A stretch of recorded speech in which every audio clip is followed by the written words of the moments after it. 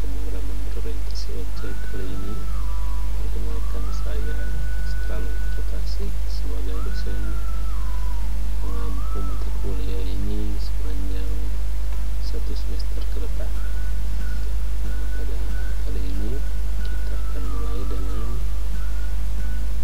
beberapa materi mengenai mata kuliah pemrograman berorientasi objek, yaitu bisa dilihat di layar garis-garis besar pembahasan kita sepanjang 1 semester ini, dimulai dengan review dasar pemrograman, kemudian kita akan bahas mengenai konsep dasar dari pemrograman berorientasi objek, kemudian kita akan bahas juga mengenai pengenalan kelas dan objek itu sendiri apa, kemudian dilanjutkan dengan materi-materi sebagai pendukung konsep dari pemrograman berorientasi objek ini. Di situ ada access modifiers, constructor, destructor, enkapsulasi, dan inheritance. Untuk minggu ini, untuk pembahasan kali ini kita akan mencoba mereview kembali dasar-dasar pemrograman supaya nanti di materi-materi selanjutnya ini teman-teman mahasiswa sudah familiar dengan bahasa pemrograman yang akan digunakan di mata kuliah ini. Nah, pada review dasar pemrograman kali ini kita akan membuat atau kita akan menggunakan bahasa pemrograman C++. Nah, bahasa pemrograman ini kita akan gunakan selama 1 semester ini. Jadi tolong semuanya pastikan lagi bahwa ini C++ itu sudah bisa dijalankan atau bisa beroperasi di laptop atau komputer teman-teman mahasiswa. Nah, di sini kita akan gunakan untuk bahasa pemrograman C++, kita akan gunakan compiler, yaitu C++. Compiler yang kita gunakan yaitu compiler C++. Jadi bisa di-download supaya nanti sepanjang semester ini di prakteknya kita bisa jalankan ini, atau kita bisa mencoba langsung bagaimana itu program bahasa pemrograman C++. Nah, pada materi yang pertama ini kita akan membahas atau kita akan mengenal lebih lanjut mengenai ini C++.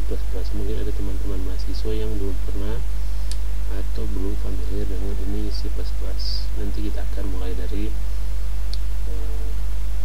struktur program dari C++ sendiri.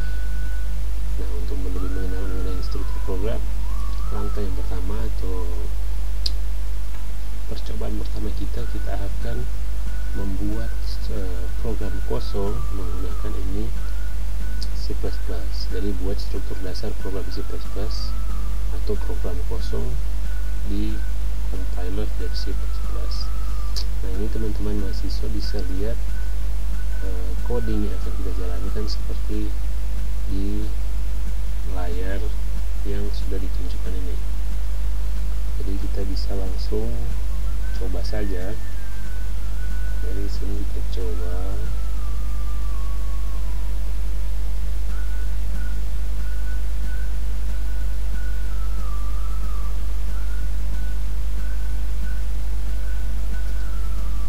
langsung coba, kita buka dev C++ yang sudah terinstall, kemudian itu udah di kiri atas kita buka new source file, pilih yang source file, kemudian kita lihat di sini ya akan kita ikut saja itu program atau coding yang sudah ada di layar. Jadi pertama itu kita ketikkan dulu, nanti saya jelaskan setelah program berjalan.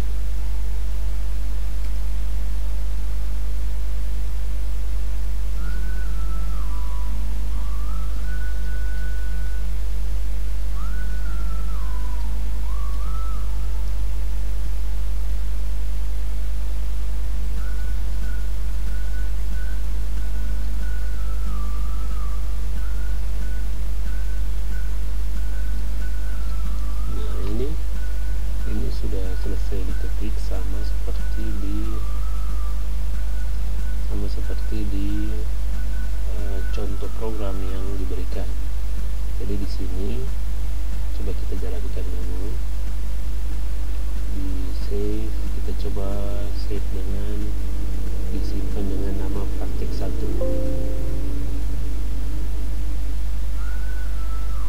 ini sudah bisa jalan. Kita pause dulu. Ini penjelasannya. Ini program C++ dimulai dengan ini struktur programnya seperti ini. Struktur program itu ada di paling atas ini library, dinamakan dengan library. Kemudian yang ini adalah fungsi utama atau fungsi. Kemudian dibuka kurung, buka dan tutup kurung ini, yang di dalamnya itu adalah isi dari program atau argumen. Jadi ini disebut argumen yang ada dalam tubuh atau body dari program. Jadi setiap kali kita memulai satu program, kita harus buka dengan library. Nanti kita akan lihat itu library yang bisa kita gunakan ada banyak. Dan di sini salah satu contoh adalah stdelete. Kemudian ada setelah library diikuti dengan fungsi utama. Nah, ketika kita jalankan program ini, itu kalau di Dev C++ ada di bagian atas, langsung dicoba saja di tombol atau di menu compile and run. Jadi ketika kita run, ini terbuka itu jendela runnya, jendela setelah di compile, jendela programnya terbuka. Nah, kebetulan di sini program kosong, jadi tidak menampilkan apa-apa selain ini yang pesan bawaan dari compile Dev C++, press ini itu continue. Nah, itu adalah cara bagaimana kita menjalankan program dengan menggunakan C++. Nah, kita bisa coba juga dengan cara yang kedua, membuat program kosong dengan menggunakan cara yang kedua, yaitu kita buat source file lagi. Kita coba ketikkan itu program yang coding yang ditampilkan, include connew.h fungsi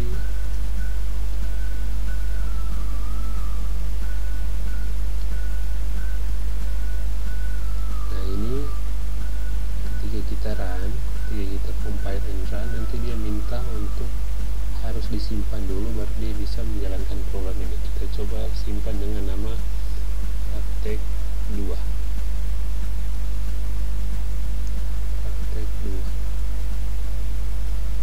Nah, dia nanti menampilkan program kosong, tapi dia tahan programnya sebelum program itu berakhir. Itu fungsi dari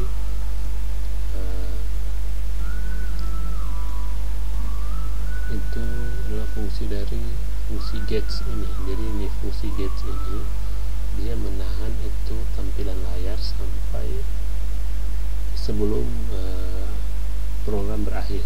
Jadi kalau bedanya dengan yang sistem pause, kalau sistem pause dia jalankan program sampai akhir tapi dia pause, tampilannya di pause. Beda dengan gets ini, dia akan menahan tampilannya sebelum program itu berakhir. Jadi sebelum muncul itu pesan press any key to continue, dia tahan itu tampilannya.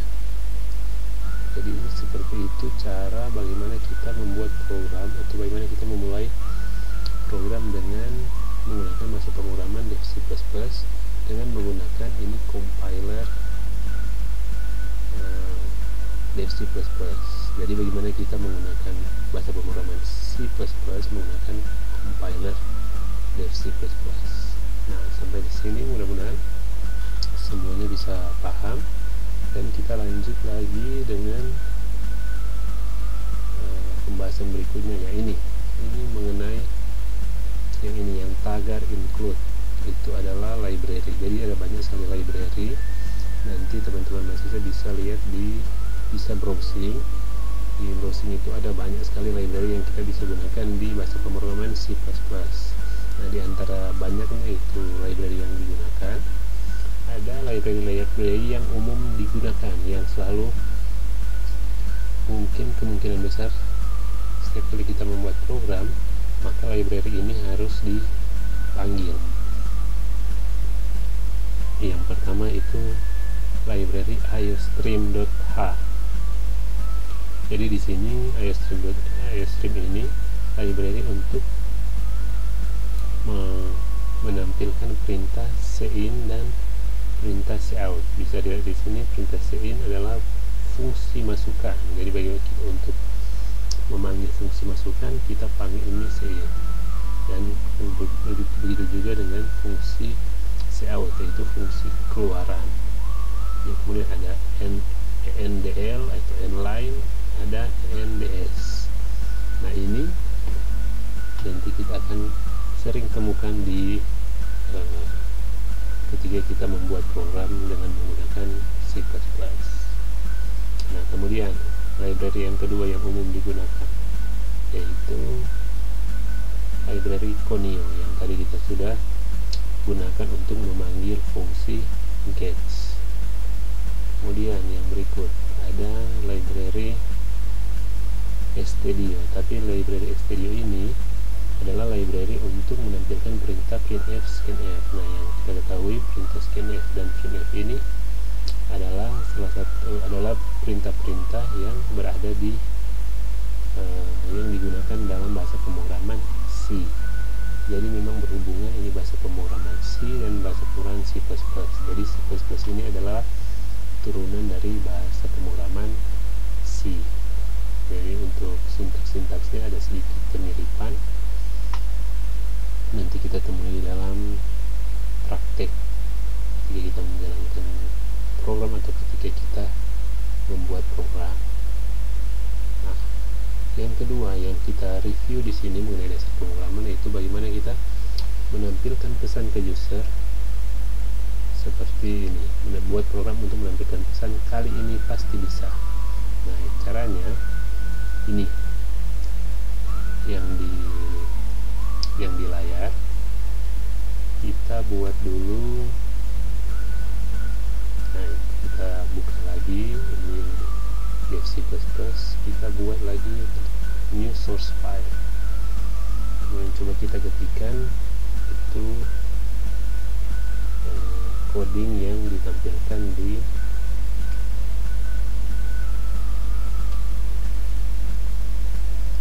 layar.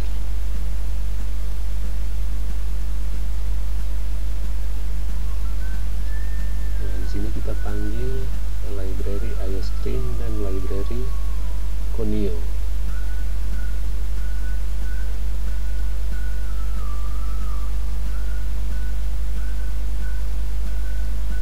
Nah, di sini kita harus biasakan juga selain struktur program setelah library, kita harus biasakan kita panggil fungsi yang ini, yang using namespace std.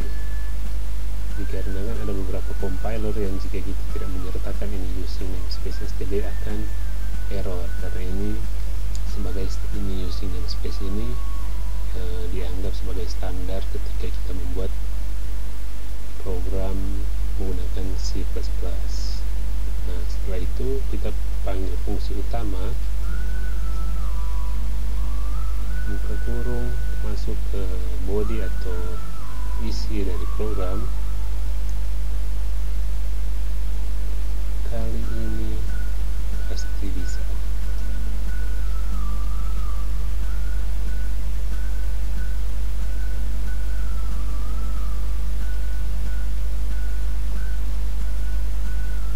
Jadi di sini saya jelaskan sedikit. Di sini kita panggil library iostream dan conio. Library iostream ini untuk memanggil nantinya di dalam tubuh atau body dari program kita bisa panggil cin dan cout. Nah, kita di sini panggil cout, jadi kita memang harus menggunakan library iostream. Kemudian di sini kita panggil gets, makanya kita gunakan library yang conio. Jadi seperti itu.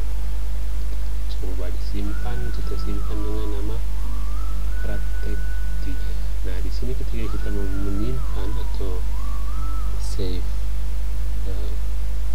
program, kita harus menamakan program itu tanpa spasi. Jadi kalau misalnya praktek 3, harus tuliskan praktek langsung dengan angka 3 tanpa spasi, karena kalau pakai spasi nantinya di kemudian hari, mungkin untuk sekarang masih bisa jalan, tapi untuk di kemudian kita mau panggil atau kita masukkan, kita tarik pekerjaan itu di file yang lain, nanti akan error. Jadi biasakan dari sekarang kalau menamakan nama file itu di pemrograman itu jangan menggunakan spasi. Kita bisa gunakan praktek _3 atau praktek 3, tapi tidak boleh menggunakan, tidak dianjurkan untuk menggunakan spasi.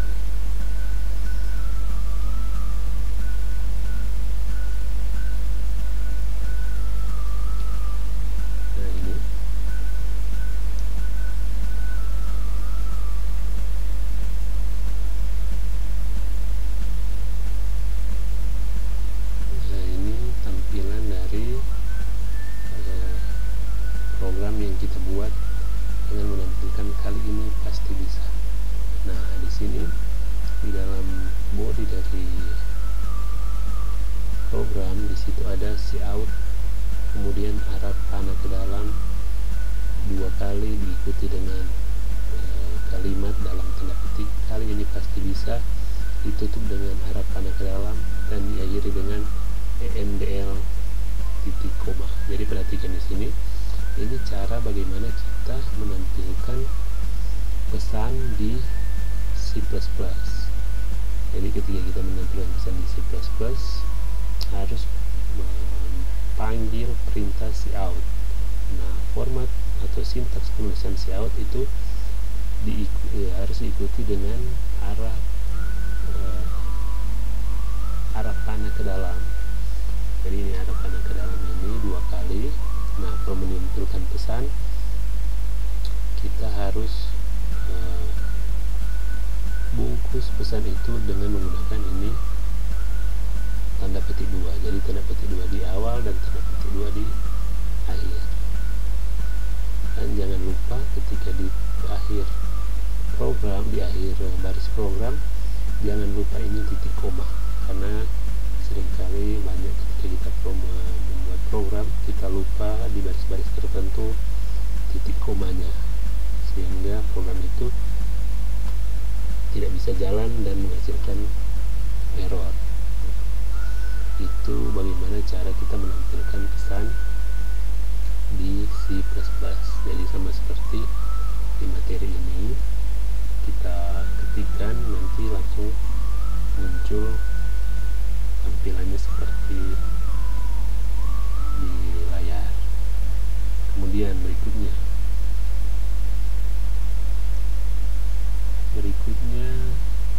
bagaimana kita menampilkan isi variabel. Jadi di sini kita review sedikit mengenai variabel. Jadi di sini kita akan membuat program untuk menampilkan hasil penjumlahan 3 tanpa 7. Nah, di sini ada catatan tidak ada inputan user. Jadi 3 ini sudah ditentukan ketika kita membuat program, dan 7 ini juga sudah ditentukan ketika kita buat program. Nah, caranya kita harus buat variabel dengan value-nya 3, dan ada juga variabel dengan value-nya 7. Jadi kita harus buat pertama. Jadi di sini ini kita perhatikan cara untuk membuat ini program, untuk menyelesaikan ini program ini ada 3 cara. Kita bisa lihat di kotak hijau ini. Yang kotak hijau ada di layar. Jadi kita bahas yang pertama. Yang pertama itu kita panggil dulu library Conio dan library IOStream. Kemudian kita gunakan using namespace std, titik koma jangan lupa. Kemudian kita panggil fungsi utama yaitu main, dan diikuti dengan body dari program di dalam tanda kurung kurawal. Nah, di sini kita buat dulu dua variabel. Jadi kita deklarasi variabel. Deklarasi variabel itu dengan tipe data integer. Jadi seperti yang Anda sudah ketahui, tipe data itu ada beberapa. Ada integer, ada char. Ada integer untuk membuat variabel dengan tipe data integer, penulisannya int, dan ada char untuk membuat tipe data yang karakter, dan ada float untuk membuat tipe data yang angka desimal, dan seterusnya. Mudah-mudahan teman-teman mahasiswa masih ingat itu mengenai tipe data. Jadi di sini kita buat dua variabel. Yang pertama variabel A dengan tipe data integer, kemudian variabel B dengan tipe data integer juga. Jadi kalau ini dua sama tipe data, kita cukup pisahkan dengan tanda koma. Nanti kalau misalnya dua-dua ini beda tipe data, nanti kita harus buat misalnya A ini tipe data integer, B ini tipe data float. Kita harus tuliskan int A titik koma, kemudian diikuti dengan float B titik koma. Itu kalau dua-duanya berbeda tipe data. Nah, itu teman-teman mahasiswa bisa coba di komputer masing-masing bagaimana kalau itu dua tipe datanya beda. Nah, kemudian di sini setelah kita deklarasi variabel, kita buat kita inisialisasi variabel A dan variabel B. Kita inputkan nilai untuk kedua variabel ini, yaitu kita deklarasi nilai untuk A sama dengan 3 dan untuk B sama dengan 7. Kemudian kita tampilkan jumlah dari A tanpa ditambahkan dengan B, atau jumlah dari 3 ditambahkan dengan 7. Caranya kita panggil cout, kemudian kita menggunakan format penulisan ini cout, yaitu ada panah ke dalam 2 kali, kemudian ada variabel A ditambah variabel B, kemudian diakhiri jangan lupa titik koma. Nah, ini di sini ketika kita jalankan, kita boleh lihat, kita boleh langsung coba. Jadi kita buat dulu, jadi kita buat source file yang baru, kita ketikkan tagar include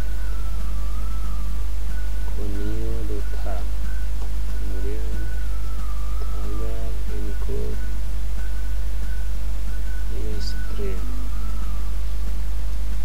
kemudian using namespace std, name fungsi utama, kemudian buka kurung untuk body program, kemudian kita deklarasi variabel A dengan tipe data integer dan B tipe data integer, kemudian A sama dengan 3 titik koma, jangan lupa, B sama dengan 7 titik koma. Kemudian kita panggil hasil penjumlahan dari A ditambahkan dengan B. Nah, di sini kita boleh lihat, kita simpan dulu dengan nama praktek 4. Simpan, ketika itu dijalankan, nah jadi muncul hasilnya itu 10. Di pojok kiri atas hasilnya 10. Ini kita panggil yang hasil dari A tambah B, atau hasil dari 3 tambah 7. Nah, di sini ada perbedaan sedikit dengan materi sebelumnya mengenai bagaimana kita menampilkan pesan kali ini pasti bisa dilihat ketika kita panggil fungsi cout ini, ketika kita panggil fungsi cout, di situ setelah kita arah panah ke dalam 2 kali, di situ kita tidak menggunakan tanda petik 2, sama seperti ketika kita membuat ini. Kali ini pasti bisa kita bungkus itu pesan itu dengan tanda petik 2. Sedangkan kalau di praktek kali ini ketika kita menjumlahkan itu tidak menggunakan tanda petik 2. Nah, itu tanda petik 2 itu berfungsi untuk menampilkan pesan.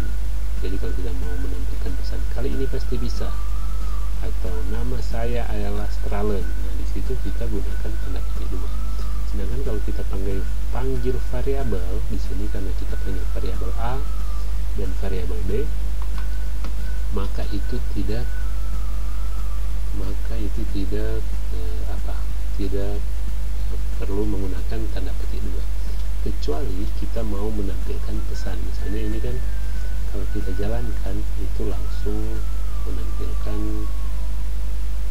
hasil 10. Bagaimana kalau kita mau tunjukkan menggunakan ada kata, misalnya hasil penjumlahan sama dengan A tambah B. Nah, kalau kita mau menampilkan ini kata hasil atau kalimat hasil penjumlahan, maka kita perlu menggunakan tanda petik 2, karena hasil penjumlahan ini dibaca sebagai dianggap sebagai pesan. Jadi ini hasil penjumlahan, kemudian di akhir kita tutup dengan tanda petik 2. Nah, coba kita run program ini. Nanti hasilnya seperti ini. Hasil penjumlahan sama dengan 10. Jadi ingat, kalau kita mau panggil variabel, kita tidak perlu menggunakan tanda petik. Sedangkan kalau kita mau menampilkan pesan, kita harus menggunakan tanda petik 2. Mudah-mudahan bisa dimengerti itu. Kemudian ini ada cara yang kedua dan ketiga, itu mengenai penggunaan variabel. Di sini ada variasi tapi hasilnya tetap sama, tapi variasi nanti teman-teman mahasiswa cek saja atau dicoba langsung di laptop atau komputer yang ada di kalian ya. Kita lanjut, bagaimana kalau kita membuat program untuk menampilkan hasil penjumlahan 2 bilangan yang diinputkan user. Nah, kalau yang tadi, yang ketiga tadi, ini programnya tidak ada inputan user, jadi nilainya sudah ditentukan dari awal, yaitu nilai 3 dan nilai 7. Bagaimana kalau kita membuat program nilainya itu tergantung dari inputan user? Nah, ini kita akan menggunakan perintah baru, yaitu perintah cin. Jadi di sini sama seperti program sebelumnya. Coba kita langsung praktik saja. Di sini kita buat source file yang baru. Kita mulai dengan library include conio.h dan include iostream. Kemudian using namespace std,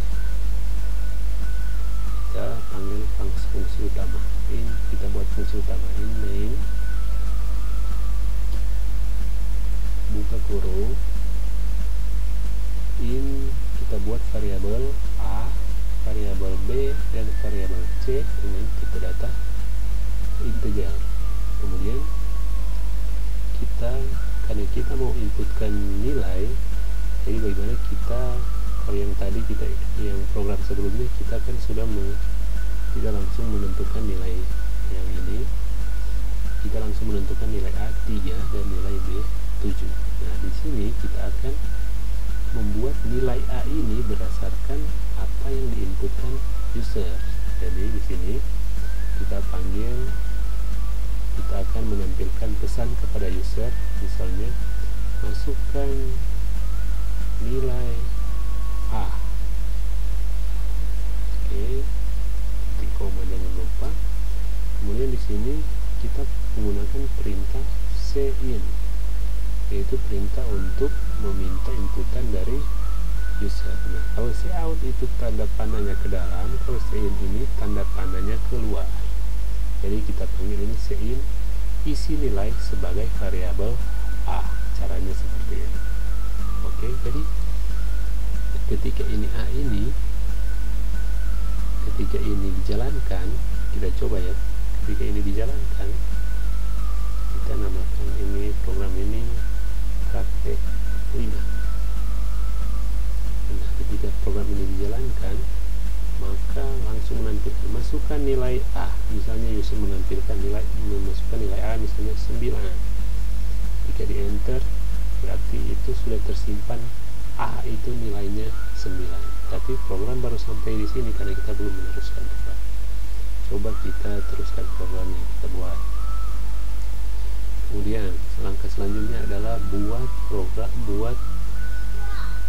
user menginputkan nilai B. Jadi caranya kita panggil cout, kita tampilkan pesan kepada user masukkan nilai B sama dengan titik. Kemudian kita panggil perintah cin untuk menerima inputan dari user, yaitu sebagai nilainya sebagai variabel B. Nah, jadi di sini kita sudah buat user memasukkan nilai A dan memasukkan nilai B. Coba kita coba jalankan program. Jadi di sini masukkan nilai A, misalnya user masukkan nilai A 9. Masukkan nilai B, misalnya user masukkan nilai 11. Nah, di sini berarti nilai A sudah disimpan dengan nilai 9 dan B sudah disimpan dengan nilai 11. Nah, ini sudah menerima inputan dari user untuk nilai A dan B. Nah, langkah selanjutnya kita akan buat supaya kedua nilai ini dijumlahkan. Jadi langkah selanjutnya adalah kita buat rumus, kita panggil itu variabel C dengan rumus C itu sama dengan A ditambah B. Jangan lupa titik koma. Nah, di sini A itu sudah menerima inputan dari user, B juga kita sudah buat untuk menerima inputan dari user, dan itu disimpan A ditambah B disimpan sebagai C.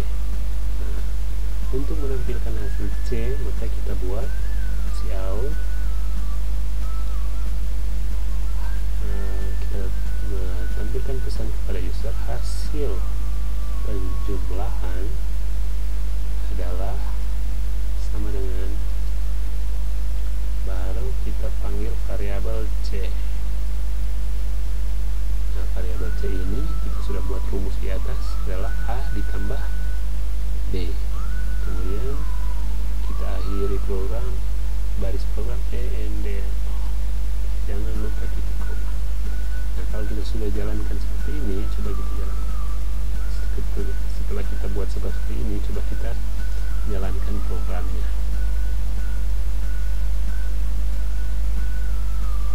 Jadi di sini coba masukkan nilai A, user masukkan 6. Masukkan nilai B, user masukkan nilai 8. Sehingga program akan menjumlahkan nilai A dan nilai B dengan pesan hasil penjumlahan adalah, kemudian 14 ini diambil dari variabel C, yaitu C itu adalah penjumlahan dari A ditambah B.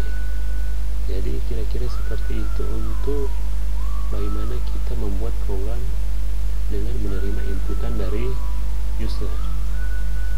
Nah, selanjutnya bagaimana kita casting, namanya itu casting. Buat contoh praktiknya yaitu buat program untuk menghitung nilai rata-rata dari dua bilangan bulat yang diinputkan user. Nah, di sini ada pesan di situ tidak menggunakan perulangan. Jadi kita coba saja dengan rumus-rumus yang dasar atau sintaks-sintaks yang dasar saja. Nah, di sini contoh program atau kasusnya itu menghitung nilai rata-rata dari dua bilangan. Jadi di sini nantinya ada dua bilangan. Jadi misalkan bilangan itu adalah dengan variabel A dan variabel B. Kemudian nilai rata-rata ini kita simpan ke dalam variabel C. Nah, dari sini biasanya kalau kita nilai rata-rata, misalnya rata-rata dari 5 ditambah 7, berarti itu rata-ratanya 5 ditambah 7 bahagi 2, karena dua bilangan yang dibagi itu adalah jumlah bilangan, jumlah variabel. Jadi 5 ditambah 7 12 dibagi 2 6, jadi rata-ratanya adalah 6. Nah, bagaimana jika kasusnya adalah dua bilangan itu hasil baginya nantinya itu berbentuk bilangan desimal? Misalnya 5 ditambah 4 sama dengan 9. Nanti ketika kita mau cari rata-ratanya 9 dibagi 2, oke, berarti hasilnya adalah 4,5. Nah, bagaimana kita membuat program jika nanti tampilannya atau hasilnya ada kemungkinan menjadi data seperti itu? Jadi misalnya A itu integer, B itu integer, kemudian A itu nilainya 4, B itu nilainya 5. Ketika kita cari rata-rata nantinya hasilnya float atau hasilnya desimal. Nah, itu harus kita casting. Itu ada tekniknya casting. Nah, bisa lihat di sini ada contoh program bagaimana kita membuat atau kita casting. Jadi sini kita buat kita panggil library, kita buat program, kita panggil library di awal, kemudian using namespace std, kemudian kita panggil fungsi utama dan diikuti dengan body dari program. Nah, di sini kita buat variabel misalnya in A, dan bagusnya kita langsung ke contoh program, kita praktek. Jadi di sini users file kita buat include Clio dan input juga iostream untuk cin dan cout. Kemudian using namespace std, panggil fungsi utama in main, buka tubuh atau body program, kita buat variabel dengan tipe data integer untuk A dan B. Kemudian kita buat tipe data float untuk variabel rata atau rata-rata. Nah, kemudian kita meminta inputan dari user untuk variabel A. Cout, masukkan nilai A dengan titik program. Kemudian kita panggil printf cin. A disimpan sebagai A. Kemudian minta inputan user untuk variabel B.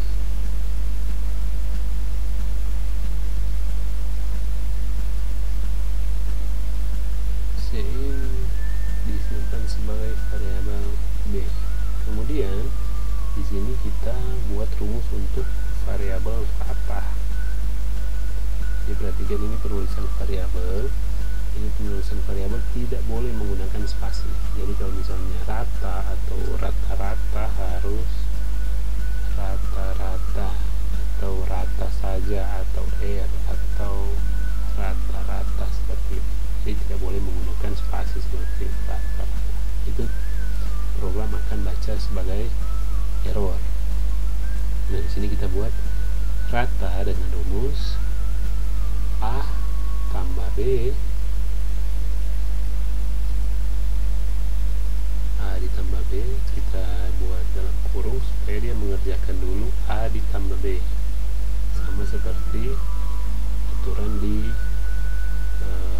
matematika per 2. Nah, di sini misalnya kita buat, tampilkan rata-rata. Cout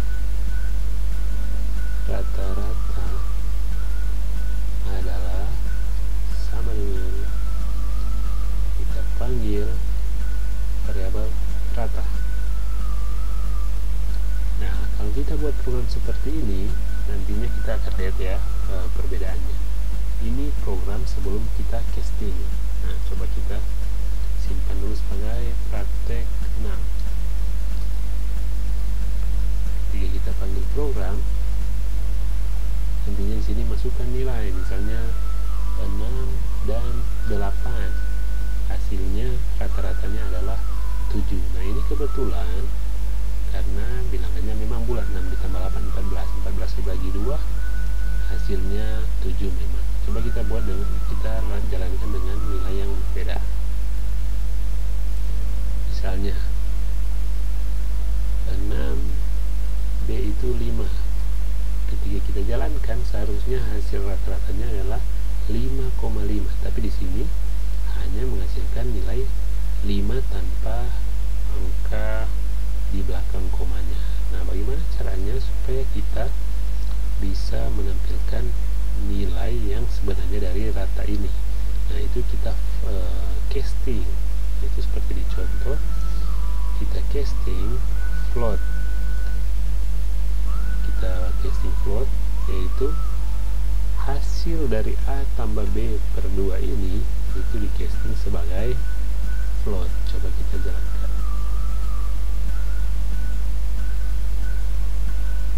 6 tambah 5, hasilnya itu 5,5. Jadi seperti itu teknik casting. Jadi di pemrograman C++ ini memungkinkan juga teknik casting itu kita rubah atau kita tampal nilai dengan nilai tipe data yang ada dengan tipe data yang kita inginkan atau kita kehendaki. Nah, demikian demikian praktek atau contoh-contoh program di review pemrograman yang pertama ini. Nanti kita lanjutkan lagi di kesempatan berikutnya. Nah, dari hasil yang kita sudah bahas, kita sudah mengetahui bagaimana kita create atau kita membuat file di C++, bagaimana kita menyimpan atau bagaimana kita membuka atau open file .cpp menggunakan dev C++. Nah, ingat ada satu juga yang tadi terlewatkan. Ketika kita save, pastikan lagi save as-nya tipenya yaitu C++, karena di sini ada tipe data C dan ada format C++. Jadi pastikan lagi formatnya itu ekstensinya CPP ya. Kemudian yang kedua, bagaimana kita compile atau run program atau project menggunakan dev C++, kita sudah mengetahui ya, kita sudah paham. Dan kemudian bagaimana struktur program C++ itu tadi kita sudah bahas. Dan bagaimana dengan library, yaitu banyak sekali library sebenarnya yang bisa digunakan, tapi yang paling umum itu yaitu IOStream dan Conio. Ada beberapa juga library yang umum, nanti baca-baca di, mungkin bisa googling, bisa browsing. Dan kemudian selanjutnya kita sudah review mengenai variabel, dan kita review mengenai cout, bagaimana menampilkan pesan atau menampilkan variabel atau menampilkan nilai, dan bagaimana kita meminta atau menyimpan inputan yang di input oleh user. Dan yang terakhir adalah bagaimana kita melakukan teknik casting di dalam C++. Nah, mungkin demikian pembahasan untuk materi review dasar pemrograman yang pertama ini. Nanti kita lanjutkan di